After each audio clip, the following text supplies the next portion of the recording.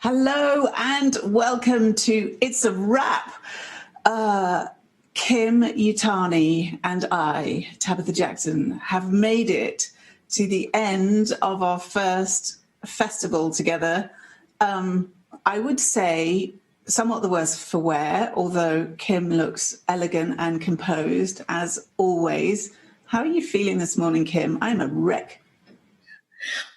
I'm feeling pretty good. I got a decent night's sleep, and I am really, really happy right now. How are you? I'm good. It was a late night because we had that amazing awards party. Look at how my earpiece is sticking out. Thanks guys for telling me. I had this huge thing sticking out my head.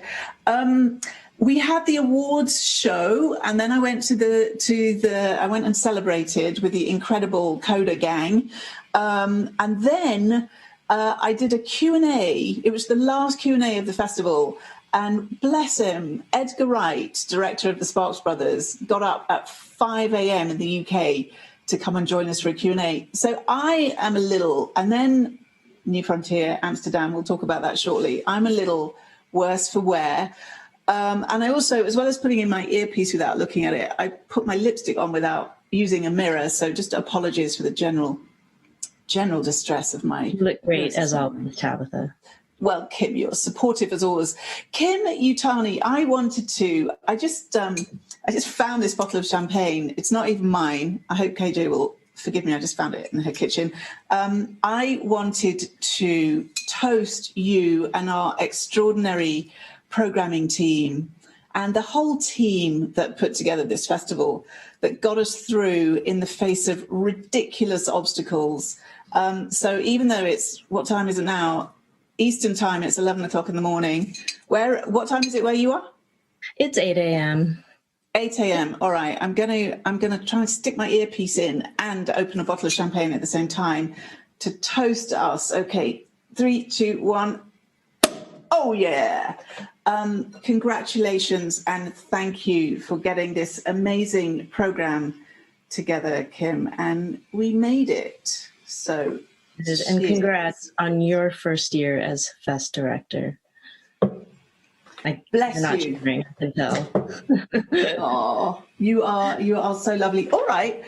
So what should we do? While I wrangle my earpiece, maybe we should go to just a little reminder of what happened over this extraordinary 7 days.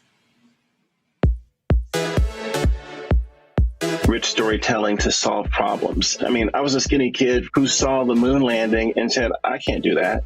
And I flew twice. And if I can do that, we can do anything. One hell of a strange synchronicity that a film about virtual life that was created virtually is not going to premiere the same way. Rainy day, pizza delivery. Oh my God, it's going to happen. It's going to happen. It's going to happen. Yeah! It's a pandemic miracle! We are storytellers, if we are filmmakers, if we are writers, we have no choice than try to reflect about on our societies. There were no mentors. There were no examples. There was nothing. There was nobody for me to say, wow, I would love to be her. Women have been plowing through forever, haven't they? I mean, just, you make a way. You make a way.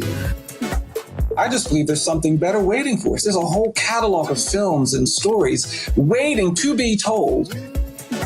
That chemistry you see on screen is real, and Sean as a director was so generous to us, and it was just so amazing, and she was so motivated to communicate with us and learn about deaf culture and learn sign, and Amelia too. It was just amazing, and it's absolutely a unique experience for all of us to be in. Good evening. How are you doing, stressed out shut-ins? Welcome to the 2021 Sundance Award Show. This year's U.S. Grand Jury Prize Dramatic goes to Sean Hayter for Coda. What? Oh my God. Oh my God. Oh my God. Thank you so much, the jury. These words are beautiful. This really, really means a lot to us and all the women that really needed their voice to be heard at Sundance. Thank you so much, and thank you to all the jury members for this wonderful award. Thank you, Sundance! I don't think I've won anything before, which is pretty cool. You know, it's a pleasure is all mine. Don't do it unless you can do it in the company of people that you trust and admire.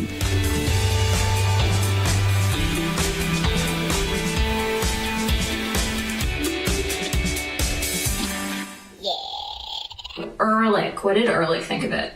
B+?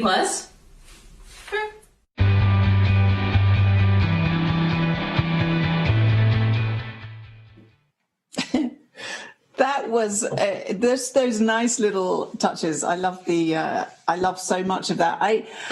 But it's scratching the surface of how much stuff was going on at the festival, and I've got to say, for me, I think the most kind of profound moment of many profound moments was the opening, where first of all we heard Robert Redford talking about storytellers, and hearing his voice to open this festival was so appropriate, and I was so happy that he wanted to take part and did that for us. And he also spoke to the directors.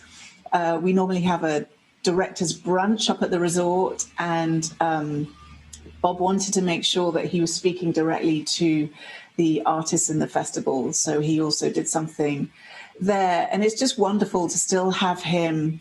He sent me some amazing letters during the course when we were preparing this crazy thing, and also a note to all of the staff reminding us of our values. That's pretty special to have that. But that seems like a lifetime ago. It was last Thursday, wasn't it, when we started this? It's insane. It's so true. And I think a lot of other really profound moments came in the Q&As. You know, that was something that was really important to us as we were planning this festival, to have those live Q&A moments that we might normally have at the festival in Park City. And I just felt like our programmers did such a great job moderating these conversations, and the talent was there. They showed up, and the filmmakers all just were really into it. And I was so impressed with how that all went down. Yeah, me too. I also, Kim, I just really enjoyed. We wanted to do all live Q&As to make sure that there was that energy and a moment where the film premiered to the world. And yeah, I'd forgotten that moment was going to make us all really nervous as well. But it really felt like something. And I think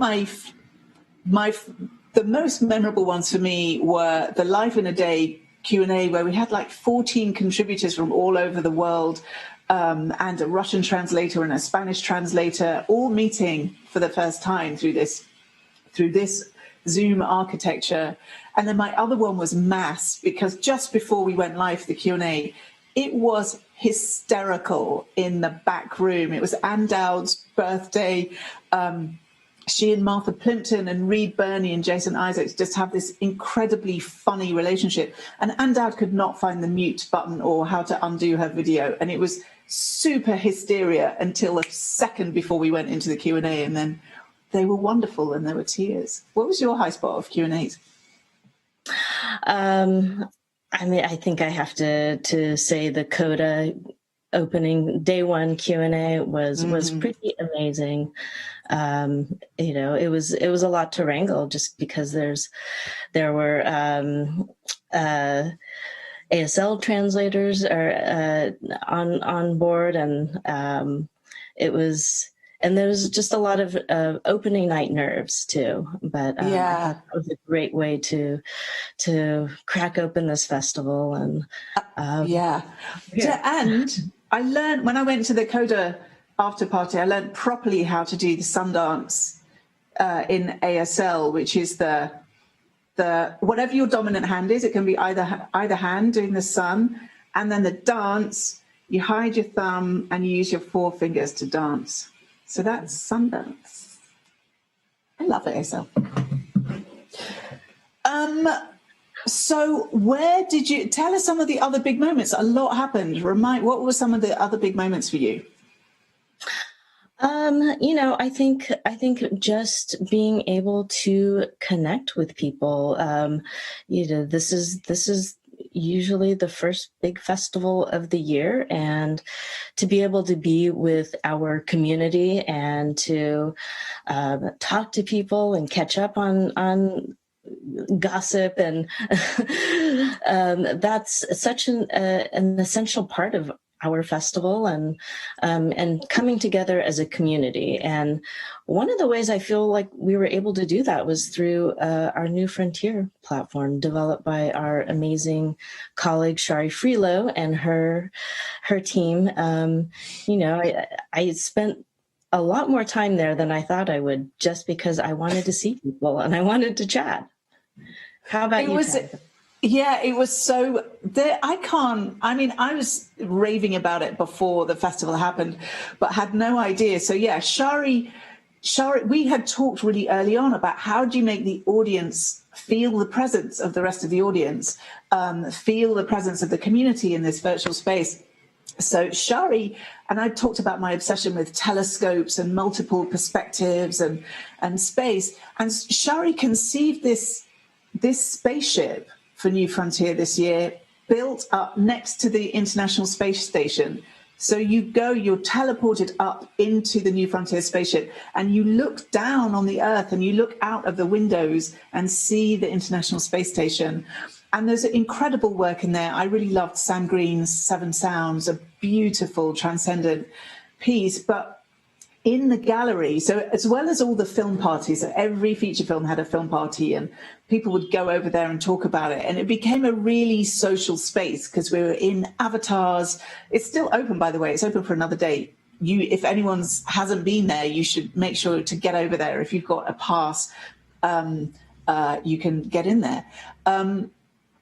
But you're in avatar, you're using webcam and proximity audio. So you're just running these cute little avatars, you're running around and you can engage and chat with people. And then there's this secret. What I loved this year was that kind of it's still Sundance because there are like these secret after parties. And the code word was Amsterdam. So you'd be in film party on your avatar and then you'd say to someone, Amsterdam. And then you go into, this is still open too, you go into the gallery, look for the piece called Transport, and then there's a choice of going on the International Space Station or taking a ferry to Amsterdam. Take the ferry to Amsterdam, and our amazing colleagues at IDFA Doc Lab had built this whole destination with restaurants, karaoke bars, champagne towers. Seriously, check it out if you haven't, and take some people with you. It was the best after hours space. It was so fun. So yeah, that's how I spent most of my time. You spent a lot of time this year talking about telescopes too, Tabitha. I don't know if you realize. There's something about, is that great metaphor about lenses and seeing and just seeing things you wouldn't otherwise have seen, and the use of lenses, and it felt like great for a festival. And then with the New Frontier spaceship, we also had this incredible range of satellites. So we were fully embracing the metaphor. And this year, our satellite screens, it came from a kind of what if moment where we thought, okay, well, maybe we're not going to be able to be in Utah in the way that we want to be, but what if the festival could be held by our incredibly vital and currently very challenged independent art houses? And so we got together, and Brenda Coughlin led an amazing team. And actually, why don't we see if we can get Brenda Coughlin and Chandler Phillips to pop in and tell us some of their highlights from the satellite screens. Brenda, Chandler, yes, as if by magic. Brenda Coughlin fully merched out in your lovely mint green T-shirt. And it's my last chance to do a tap to not feel like a complete tosser, really. Very much outside fest is, anyway, don't tell Chelsea I said that. I've also got, my power breakfast popcorns because we're talking about cinemas and movie theaters. I mean, Chandler, where do we start? What was so remarkable, right, about this? Yes. Some of your highlights. Yeah, so what was incredible to see was the creativity of the satellite screen. So the Luminal Theater in Columbia, South Carolina brought us a DJ series with Preach Jacobs, which personally was jamming every morning. Incredible, that energy. They hosted a watch party for the Night of Kings, and they stayed true to their roots with an assortment of programming celebrating South Carolina filmmaking. Those were amazing. Third Horizon also and O Cinema, this collaborative team in Miami, both organizations led by filmmakers who brought us local voices, including Liberty City Legacies with Terrell Alvin McCraney and the Cartography of Caribbean Cinema. I mean, I have to say, Chandler, it was amazing. The Cartography of Caribbean Cinema, right? You're also from the South, which we're going to hear about later. So let's just stay there. And I mean, I will say, everybody knows that for me, taking the film festival to San Juan, Puerto Rico for a start, that was amazing. And then our partner there, ADOC PR, is a collective of filmmakers, of documentary filmmakers, an all-volunteer collective. They, of course, can do everything. We just called them for recommendation. They hosted there the world premiere of Rita Moreno, a film made by Puerto Rican filmmakers, Puerto Rican women filmmakers, about Rita Moreno, outdoors, at the Museum of Art in Puerto Rico. They were rained out and they brought it back the next day on Monday. I mean, it was completely gorgeous. We loved that. Home, the connection to home and place. Yes. Yeah. And it was What else beautiful. we love? Yeah, in Hawaii, Honolulu Museum of Art's Doris Duke Theater, we embarked in a virtual grounding with I Was a Simple Man, led by filmmaker Christopher Yogi, My Bell. Oh, Chandler was so excited. She spontaneously combusted. I know. Well, she was talking about Ma Belle, My Beauty, you know, super sexy New Orleans, of course, at the Broadside. And then, I mean, there's just, do we have time to just like one or two things more I want to say? Because there were so many. Yeah, go for it. Well, one was Minnesota filmmaker Lyle Mitchell Corbin Jr., long supported by the Institute, the director of Wild Indian, premiering in Minneapolis, hosted by Film North at the Riverview. And then, you know, a really special one for us too at Sundance was Jamie Redford's, you know, final film, Amy Tan, playing outdoors at the Fort Mason Drive-In, hosted by the Roxy Theater, hometown of Amy and Jamie. And so that was last night, closing out the satellite screens, 28 locations nationwide, 51 films played across the country. So, Brenda, I can't believe you and your team and Chandler, who's up in space somewhere, and Laura and Eva, and just an incredible team. I can't believe you pulled it off. That was the dream, and you and those amazing cinemas made it real. But this is just the beginning, right? We've done this for this festival, and now it's like, what do we do for the rest of the year? How can we work together?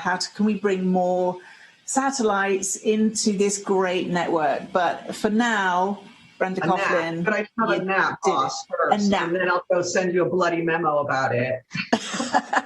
Great. Look forward to your rap notes, your nap notes. Thanks, Brenda. Thank you, Brenda. That was amazing, Kim, right? It worked. It worked more than we had any right to expect. So thank you again to our satellite screens. Right. Ms. Yutani, what's next? All right. We are going to talk about fashion. And to help us talk about fashion will be one of our most fashionable programmers, Dilcia Barrera.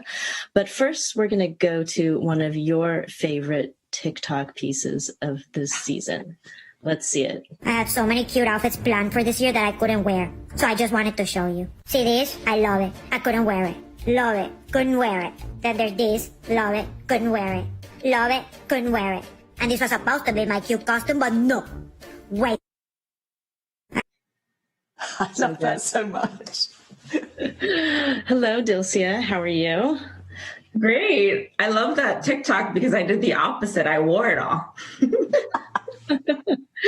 You really did. And, you know, your Q&As were so impressive because you just really surprised us all every day with what you're going to wear. Sometimes even doing a costume change during the day. So that was great. So, there were there's some amazing fashion this year. Can you tell us a bit about some of your favorite moments? Yeah, I was just so thrilled to see so many artists and guests take advantage of their moment and dress up. And so here's a list of some of our favorites. First up, the Q&A for the Sparks Brothers. Run and Russell were so dapper, Edgar and Charlie as well. But look at them wearing a tuxedo. Look at that jacket. They just are so fabulous. They really look great. I'm so impressed with them. Then up next, we have the May Day Q&A that was hosted by our colleague Anna Souza. But this cast just looks spectacular. And it makes sense because this movie is just has the most wonderful costumes. But check out all of these amazing looks. They are fantastic. It's so accessorized to her background. What's going on there? Yeah, it seems like she has a matching tapestry. We should think about that for next year. Up next, we have the Pleasure Q&A that was moderated by Kim. That was a real moment, a real Swedish fashion moment. I love these leather pants. I love the Swedish look going on here. Absolutely. And, I think this is 7 a.m. for them, drinking the champagne, leather pants, tank tops. They got it going. It just makes all the sense. And then a really fun and special moment for me was El Planeta introduction, where Amalia Ullman and I both showed up in gowns because, of course. Had you prearranged that, Dilcia? No, we logged on and then we're surprised and we're pretty amazed and excited about it. But that was a real unplanned moment, which I really loved. I think you may be the only programmer who would have accidentally shown up in a gown at the same time as your Q&A participant. That's a Barrera classic. Take advantage of your square. And then last, the passing Q&A. This is a moment. This is beautiful moments here. All of them. I mean, look at Tessa Thompson. Looks like just that little square looks like just art. Yeah, amazing. All of them. And there's light shining on Rebecca. It's like angels. It's a beautiful. I'm sure it was a great conversation as well. Yeah. Yeah. Whoa. So Dilcia, also I think a big thrill for us personally was, two of our favorite designers, Laura and Kate Malavi of Rodarte were our next innovator jurors. And that was awesome. It was brilliant. Oh, I'm sorry. No, go ahead. I was just interrupting because Cooper is texting me as we are doing this, saying Dilcia, heart, pop your sleeve. So it's all good. So do back to where you are, but just so you know. I was just going to say that I love Kate and Laura, and it was such a great opportunity for us to invite them because they're such cinephiles, they're filmmakers, and they're constantly inspired by cinema and their creations. So we're just really thankful that they accepted our invitation during their busiest season, and we got to spend time with them and talk about film. And so I love that we were able to go outside of expectations for our jury. And that's one of my favorite parts of Sundance. We do that. But I think that's it for the fashion. Unless people have more suggestions, tweet us, and we would love to see more. We certainly would. Dilcia, you're an absolute superstar in your programming, both of the films and of the talks and events and conversations, and being a fashion maven as well. You are a triple threat, as they call it in the programming world. Thank you. Bye. Bye. All right. So now, Kim, let's talk about some of the reception of the film. We know that Coda went big and got a huge deal, and the other films have been so well received and talked about. But not everyone loves every film. Obviously, that would be weird. So what is our most polarizing film of this festival? I would say hands down that movie is Mother Schmuckers. That was in our midnight section. And here is a little ad that the sales company, Best Friend Forever, kind of just them leaning into the love-hate relationship that people had with Mother Schmuckers. And I would say the biggest schmucker of them all, Charlie Sextro, senior Super programmer. Schmucker, yeah. Schmucker. He had his own personal moment of where he tweeted that his mother watched the film unprompted by Charlie, and then had to question his life and career choices. So, you know. That is great. Charlie was so gleeful at, I think we trended because of Mother Schmuckers, and he was so gleeful. It's wonderful. And he's a super Schmucker fan, as many people are. So it's wonderful to have that. All right, we should keep this moving. What should we talk about next, Kim Yutani? I think we need to talk about you, because you were previously our documentary film program director. You're now our festival director. Now you're a talk show host. I hate to say it, but you know, it seems like your ego knows no limits. Finally, you've recognized what this festival has done to me. It's created a monster. Now I'm talking about sales and industry and yeah. Well, it was fun, you know, because we wanted to find a way of all of this is new to me. I've never directed a festival before. I've certainly never done a morning show before, but we wanted to, as we are all in different places, we want to kind of start our day by bringing people together and just highlighting what's up. And also it's an opportunity for me to talk to people who I wanted to talk to and invade their homes and their kitchens. And I love the little tiny moments of intimacy, intimate revelations, even things like this. We just saw a picture of Rebecca Hall looking so beautiful and captured by the light. I was with her in a much more informal setting. Could you just show this clip? Who sneezed? That was just my husband sneezing very, very loudly. Don't panic, everyone. It's fine. Sweet. If ever I heard one. You see, there may be like long profiles and wonderful artistic portraits, but no one got the Rebecca Hall husband sneeze.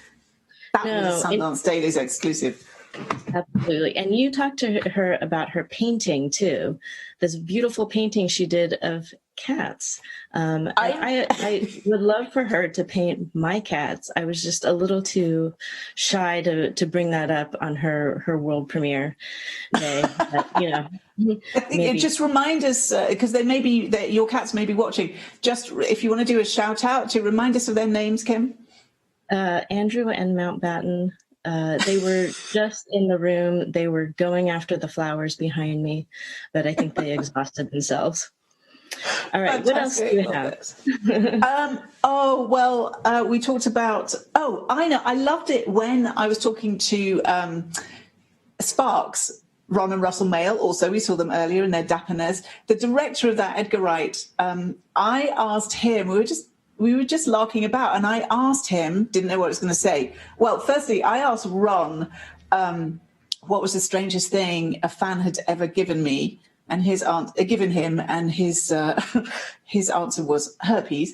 And then I asked Edgar Wright what was the most transgressive thing he had ever done in a movie theatre. Here's his answer. Maybe I shouldn't say this. Maybe this is exactly what you want to hear. But when I worked as a projectionist, when I was 15 years old, I snipped out a sexy frame of a film and took it home with me. I have no idea what he did with that frame when he got it home. And I also don't know how you get to be a projectionist when you're 15. But there you go. That's what happens in Dorset or Somerset, wherever he was.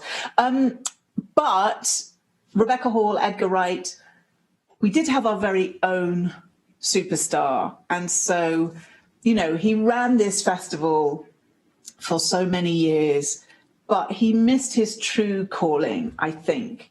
Let's take a look at the clip of our emeritus director. John Cooper, what's the weather like in Park City? The weather is cold. Cold. Cold! Mother cold. Back to you, Tabitha. So basically, Tabitha, you stole his job and then sent him to the freezing cold. Yeah, I couldn't have his legendary charisma and reputation overshadowing my first year. But to be honest, he actually said it would feel very weird for him not to be in Utah around the festival, and it was something he wanted to do. So I really appreciated it. I love Cooper so much, and I'm not just saying that because he's clearly watching and texting me all the time. All right, I know what we should talk about. Let's talk more about the awards ceremony and I don't understand. Normally we give out awards in the awards ceremony, but because we're all virtual, we couldn't. So tell us a little bit about what the actual logistics are. Well, we have a little video to show you what John Nine, senior programmer, and I did, because, you know, we don't have volunteers really this festival. So we had to do double duty. So here's a clip of that. I thought we were finished. No, we have one more thing to do.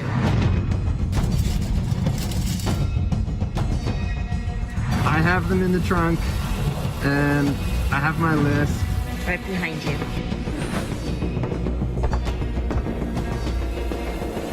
You ready? Come outside.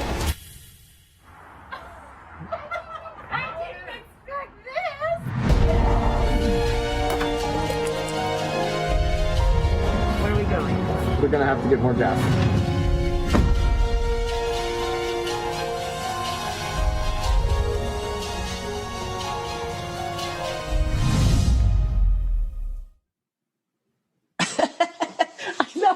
So we like thrift shop Emmys, but thank you, and the wonderful John Nine, who's a senior programmer and also oversaw many talks and events. So yeah, a delivery of 4 to the Coda household. Crazy. Yeah, and you know, just on a serious note too, that we had a little moment to chat with some of the Grand Jury Prize winners. John and I had a chat with the Coda team, and we're going to have a look at that right now. How does this movie go out into the world now, and what kind of things would you hope that it, once it reaches a broader audience beyond the festival, what would you hope now? Well, you know, one of the things that Apple said to me when I was on that call with them, where they were sort of pitching me what they wanted to do with the film, is they said, this is not a film, it's a movement. And this is the start of a movement. And we are not only supporting the film, we want to support the movement. And that movement includes, you know, deaf filmmakers, filmmakers with disabilities, writers, you know, really empowering the community, really trying to create educational materials around the film. And so one of the things that I'm so excited about, you know, I love that it's the news of a big sale, and that's super cool. But, you know, I've worked with on Little America with Apple. I know that they sort of, the care that they can take with a project. And I just think we have the right partners to be able to launch something that's not just launching the film. It's hopefully creating like a real global awareness around disability and around supporting these kinds of stories. And when people see a story like this, with these characters in leading roles, not in secondary roles, that like these kinds of movies can make money, they can be financially viable, they can have mass appeal to an audience, and they don't have to be some little niche project that, you know, doesn't have a sort of broader cultural appeal. I think the reason why I said a tidal wave was that, as Sean just said, and I want to just reinforce what she said, it needs to be a tidal wave for actors, writers, anybody who's in a crew that happens to be deaf, to be able to say, okay, wait, we exist. There are people like us.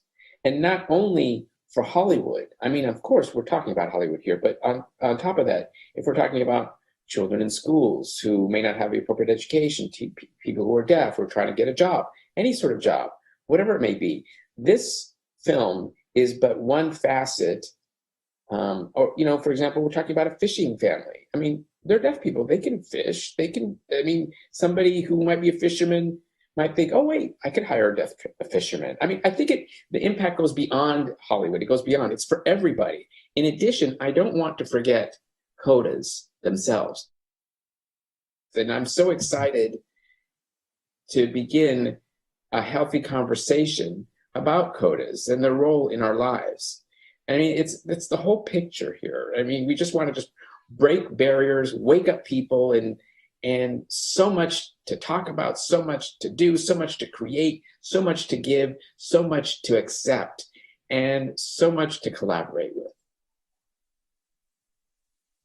I agree with what Marley said, and she said it so beautifully. And from a deaf perspective, you're just absolutely right. We're so thrilled, and it's so amazing for us to be recognized and for everyone else to recognize us. And I do think it's going to change the way that films are made in the future and how we're seen. And it all started here at Sundance. And absolutely right. And again, the wealth of stories that are out there. I mean, if you could talk about deaf lawyers, you could talk about deaf teachers, you could talk about deaf hairdressers. There are so many stories you could tell, and so many other stories, and so many other movies to watch, and that hearing people can enjoy too. But, you know, honestly, this was, you know, we fought hard to make this movie, and we fought hard to make it the right way. And it was not easy. And I hope that, you know, it's amazing now that all the conversations, which were so hard won along the way, you know, can we do these long scenes in ASL? Is a hearing audience going to accept, you know, watching something in ASL for that long, and all of that, which we just like felt so important to me, and I fought for that. And so to have this response and to have audiences accept this, and it should just be normal. You know, I think I love what you said, Kim. It's. I mean, you were able to come into our world. We invited you all into our world, and all of us are part of this world. We're part of one community, but you were all invited in as a result of being in this film, working together. That's what Troy and I feel like. I would think you would agree, right, Troy? Absolutely.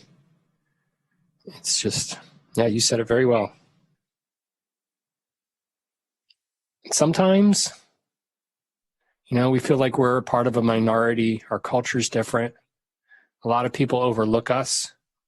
And then this film, you know, Sundance, you really made this happen to increase awareness and recognition to the diversity of our story. And we are so happy. It's an amazing team, the crew, you name it. From, you know, the director to the janitor, everybody was amazing. I can say I'm happy, and I wasn't part of the fishing scenes. I'm so happy I wasn't part of those scenes. Thank you for not putting me on the boat. They're so lovely. So lovely. I have to say that my festival crush of this year was ASL interpreter Heather Rossi. She was amazing all festival. We are going to now see an interview done by our senior programmer of short film, Mike Plant, the amazing Mike Plant, who is going to talk to the shorts winner, Akinola Davis Jr. Let's see that. You've won our grand jury prize. Congratulations. Thank you so much. How is it feeling? Oh man, it's pretty surreal. I mean, I feel like it's probably going to dawn on me once we're like not on the Zoom call anymore. It's pretty wild, man. I want to say like I don't know. It's like I'm a really stubborn human being. So like initially when we made the film and they're like, you need to enter it into festivals, I was like, yeah, like I'll never win any of that stuff. Like, you know, like let's not even bother. But then you start to understand that because it's such a collaborative process and so many people have put like months into your idea, really, that actually like these moments are really for them. These moments are really for like all the cast and all the crew and all the people who've done like all the admin stuff on the back and forth. And I think like once they find out we've won, I think it's going to be like, you know, tears and a lot of like tough days well spent, basically. But yeah. Yeah, and winning the award made you sweat. You were, yeah, man. You were feeling up the temperature. I mean, you know, at least you're like 7,000 miles away. So like, you know, but I mean, yeah, I didn't really know like what to say or how to feel like, but it's just really overwhelming. I, you know, like just got really hot. Basically, that's the moral of the story. It's just like if you win an award, you're gonna get really hot, basically. But yeah, no, I really appreciate it. I'm really glad that I don't know, you know, like when I thought I wanted to be a filmmaker, like there's so many like things that you convince yourself you can't do up until you do it. You know, I remember I was like, oh, you know, I couldn't write narrative, and then I did it. I was like, oh, I couldn't do this, and then we did it. So I think it's just like a testament to, you know, like just finding the people to do it with, really, like finding good people to do it with. So yeah. Yeah, well, man, it made such a great film, and I think, you know, it's about a specific, you know, story, but it's going to resonate with so many people around the world, and we're lucky to be able to share it digitally, you know, this time. And I think people are going to continue to find it hopefully once we get back into theaters. I can't wait to like sit and watch it on the big screen. Oh man, I can't wait! I can't wait for you to watch it on the big screen, man. Like, because we put so much like of ourselves into like the sound and the score and just like the picture and everything. You know, I was like, you know, if I'm going to make a short, right, and I never make another short, I want this to have like my heart and soul in it for sure. I'm sure you'll make more films. So. Yeah, no. All right, thanks for doing this interview. Thank you so much, Mike. Oh, he, as well as having amazing locks, which then just made me miss my locks, Akinola's got incredible vision. I can't wait to see what he does next. And you can still catch his Short Lizard today. What a great outcome that was, Kim. Absolutely. Another really great outcome was our World Cinema Dramatic winner, Blerta Basholi, winning Directing Award, Grand Jury, and Audience Award. And one of our senior programmers, Heidi Zwicker, the programmer we love to tease the most, had a chance to talk to Blerta. Let's see that. Hi, I'm Sundance Senior Programmer Heidi Zwicker, and I'm so excited to be talking with three-time Sundance Award winner at the 2021 festival, Blerta Basholi, whose amazing film Hive has earned her not only the Directing Award in our World Dramatic Competition, but also the Audience Award and the Grand Jury Prize. Congratulations, and thanks so much for joining me, Blerta. Thank you so much, Heidi. Thank you once again for the award. Thank you for having us at Sundance. It was really a great, great experience for us. Thank you so much. What did you first think when you got the call inviting your film to Sundance in this very unusual year? I mean, from the beginning, I met Kim Yutani like 2 years ago, maybe. And I don't feel comfortable pitching my film and when I'm talking to people, but then we said, we just really want to meet her and tell her, because for me, maybe, I don't know, Sundance was always my festival. And I was like, I'm going to try Sundance. And the producers were like, what is the strategy? What do you think we should do? And I was like, I think we should always try Sundance, and then we see, and then we do a strategy. So when we applied to Sundance, and it's Ul who got the news first, he wrote us at 5 a.m. in the morning, and we were sleeping. And when I woke up at 6:30, I saw the chatting, and I'm like, oh, really? Are you sure? He's like, did you read the email carefully? And then I had to read the email 3 times and then ask him again and then check, is this the competition, the actual once again, I know the competition, I know Sundance, but when you can't believe it, you just can't. So I had to really, really double check and triple check and just see, is this really it? Because it was really too much for me. Like, my heart was beating and I was just going crazy. It was too early for good news, too early in the morning. So we were celebrating. I mean, it is a strange year, but I think it somehow concluded in a really nice way. And for me, of course, I would love to have been in Utah now and just meet you guys in person and just to be able to talk to you and many people. But at the same time, in a way, even for Kosova, it kind of concluded the year in a nice way. Many artists were really happy that this film made it. And at the same time, I think also a lot of messages and talks in the Sundance were really nice and really kind of got people together after this really cold pandemic that split us all away from each other. But I think it just really reconnected artists and people in a nice way. I didn't know what to expect from an online festival. Of course, I can't wait for next year to come to Sundance and just start all over. But at the same time, I think in a really nice way, it reconnected people. It really did it for me. So I'm sure it did it for the audience and people who participated. Oh, beautiful.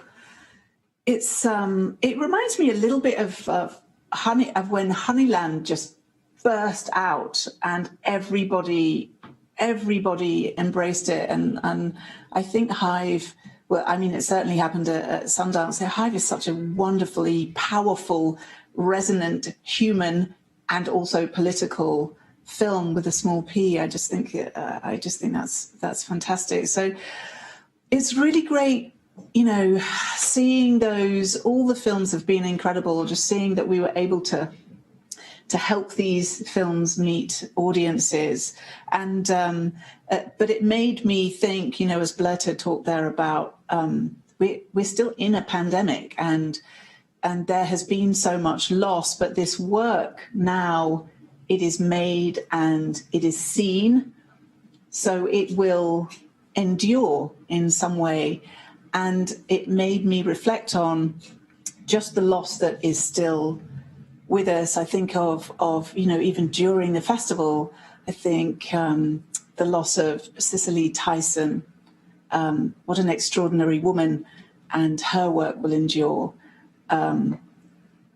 Before the festival, also during the festival, actually, Walter Bernstein, beloved long-term lab advisor.